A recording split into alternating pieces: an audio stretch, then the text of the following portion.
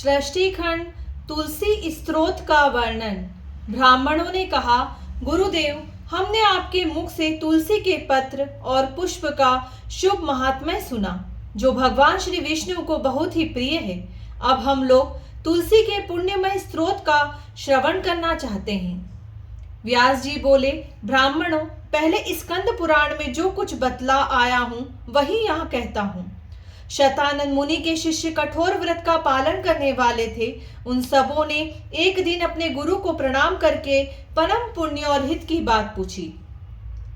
शिष्यों ने कहा, नाथ, ब्रह्मवेताओं में श्रेष्ठ, आपने पूर्व काल में ब्रह्मा जी के मुख से तुलसी जी के जिस स्तोत्र का श्रवण किया था, उसको हम आपसे सुनना चाहते हैं। शतानंद जी बोले, शिष्यगण, तुलसी का नाम उच्चारण करने पर असुरों का दर्प दलन करने वाले भगवान श्री विष्णु प्रसन्न होते हैं।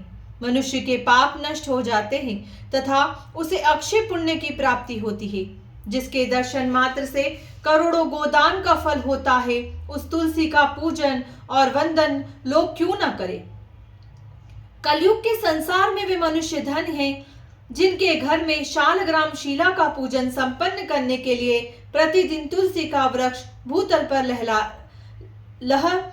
लहलहाता रहता है। जो कलयुग में भगवान श्री केशव की पूजा के लिए पृथ्वी पर तुलसी का वृक्ष लगाते हैं, उन पर यदि यमराज अपने किंकरों सहित रुष्ट हो जाए तो भी वे उनका क्या कर सकते हैं। तुलसी, तुम अमृत से उत्पन्न हो और केशव को सदा ही प्रिय हो। कल्याणी, मैं भगवान की पूजा के लिए तुम्हारे पत्तों को चुनता हूं। तुम मेरे लिए वरदायिनी बनो। तुम्हारे ही श्री अंगों से उत्पन्न होने वाले पत्रों और श्रीमंजरियों द्वारा मैं सदा ही जिस प्रकार श्री हरि का पूजन कर सकूं, वैसा उपाय करो।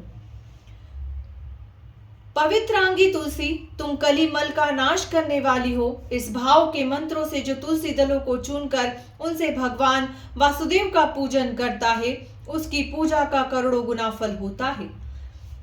देव देवेश्वरी, बड़े बड़े देवता भी तुम्हारे प्रभाव का गायन करते हैं। मुनि, सिद्ध, गंधर्व, पाताल निवासी साक्षात नागराज, श्रेष्ठ तथा संपूर्ण देवता भी तुम्हारे प्रभाव को नहीं जानते। केवल भगवान श्री विष्णु ही तुम्हारी महिमा को पूर्ण रूप से जानते हैं। जिस समय क्षीर समुद्र के मंथन का उद्योग प्रारंभ हुआ था, उस समय श्री विष्णु के आनंद दास से तुम्हारा प्रादुर्भाव हुआ था। पूर्व काल में श्री हरि ने तुम्हें अपने मस्तक पर धारण किया था। देवी, उस समय श्री विष्णु के शरीर का संपर्क पाकर तुम परम पवित्र हो गई थी। तुलसी, मैं तुम्हें प्रणाम करता हूँ। तुम्हारे श्री अंग से उत्पन्न पत्रों द्वारा जिस प्रकार श्री हरि का पूजन कर सकूं, ऐसी कृपा करो, जिससे मैं निर्विघ्नता पूर्वक परम गति को प्राप्त हूँ। साक्षात श्री कृष्ण ने तुम्हें गोमती तट पर लगाया और बढ़ाया था।